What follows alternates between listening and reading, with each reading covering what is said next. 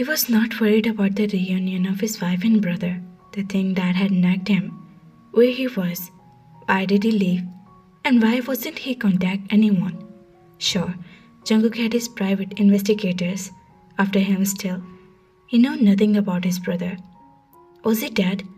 That thought alone made him with fear. He had tried to do everything he could, his power, to find Jungkook. He had also lied to his parents, just not to real face everyone, and somehow he bought along with they, but he knew better. No one, he meant it, no one knew about Jungkook, not his private investigators, his security team. What if his brother was in trouble and he really wanted to marry Tae, but he couldn't? The single thought found let him go near his wife. What if he was in trouble? Or worse, death. He knew even if Jungkook returned, he would never allow Tae to go back to him. He gulped the knock in his thought and signed. One thought for leading to another, and it was frustrating him. Eventually he had take Bully's help. He had tried long enough, but he won't do as much as he could for his brother. He would cross every limit for once he loved. Anyway, right now he was only needed to focus on the dinner with Taehyung's family. But he also needed to apologize for Bringa. Yesterday he was returned when Tae was asleep. After that, he received a call for his brother saying that they would have attend the family dinner together. Walk inside his mansion. His eyes searched for Tae. It would definitely be in his room. With the thought in his mind, he walked upstairs and toward his room. Knocking softly, he walked inside to see his wife reading a book. He smiled nervously and waited for Tae to look at him. And he did. He was visibly see the hurt in his eyes. "Can I come in?"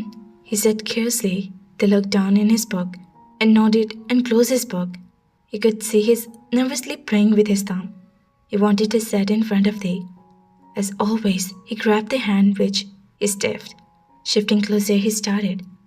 "Tae, I'm so sorry," he said as sincerely as possible. They slowly lifted his eyes and removed his hand from his.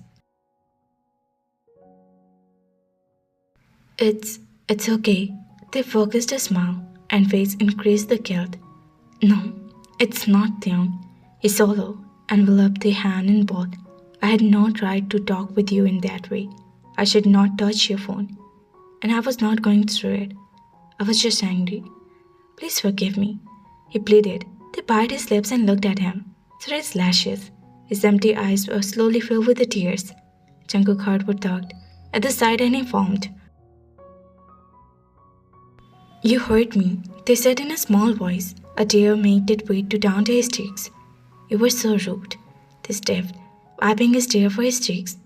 "I know, and if I could take my words back, I will. I didn't mean anything," I said. He lifted his hand and wiped another tear that had fallen down. "I understand." They nodded and gave him a watery smile. "I'm an idiot for saying that.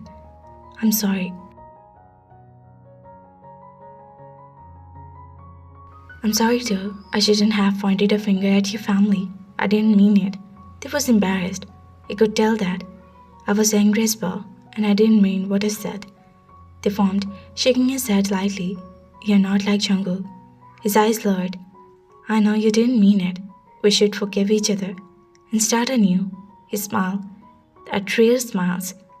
"Okay." They smiled shyly. "Okay," he teased. Okay." They blushed. Jungkook chuckled and shook his head. He was concentrate that settle things. He smiled and touched their cheeks. They smiled at him. After a few hours, they went for shopping with his friend. Jungkook tried to be a gentleman, offered his black card to use it, but that they threw the way and take back the card. Why would they refuse to take his money? No matter how innocent he was, the boy had a lot of temper and attitude. But he had asked Tae for the reason why he refused. They only glared at him, telling him that he had his own golden card and he didn't need anyone's money. They glared at him. You just can't understand this boy. He had watched Tae with irritation and almost come to a point of begging Tae to take the card as he considered him as his responsibility. But he had turned his glare into an ice cold and shook his head. Just because I'm married to you doesn't mean that my bank account had been tied. They said and walked away, leaving him startled. Well, he wasn't used to that.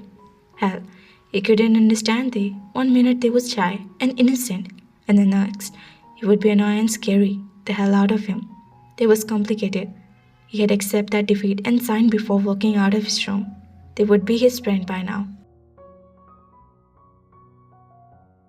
Look, we were just here to grab a pair of shoes and a dress for your stupid blind date, they pimped, and stop his feet at 3 years old.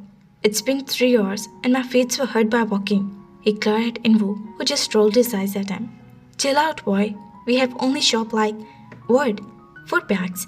Invu groaned and keep on looking through different tracks of clothes. They rolled his eyes and opened his mouth to yell at him, to tell him that he would kick him if he didn't stop, but he never uttered a word because of something that catches ears. They stopped dead in the track. He heard a mischievous voice, and a few feet away from him. He didn't dare to look back because he didn't know if he was talking about him or, but if he was, then he didn't want to anything.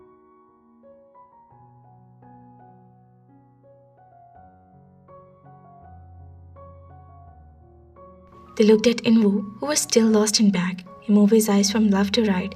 He had his own way to taking a shit. They walked 2 steps forward and opened the front camera of his phone, pretending taking a picture. When actually he was trying to look at the face of the man who was still taking on phone. I got him, boss, he said, and they stuck a sharp gasp. What if he was kidnapper? The man in the camera looked nothing like anyone. But with before, he was dressed in a t-shirt and several tattoos along the length of his both arms. He had blonde hair and blue eyes. His aura was screaming danger, but what if they was being?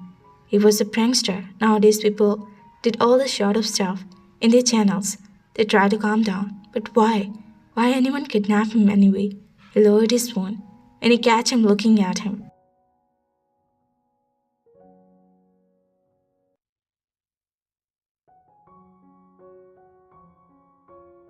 They gloved hard before nagging Inbu with his elbow, but he wouldn't judge.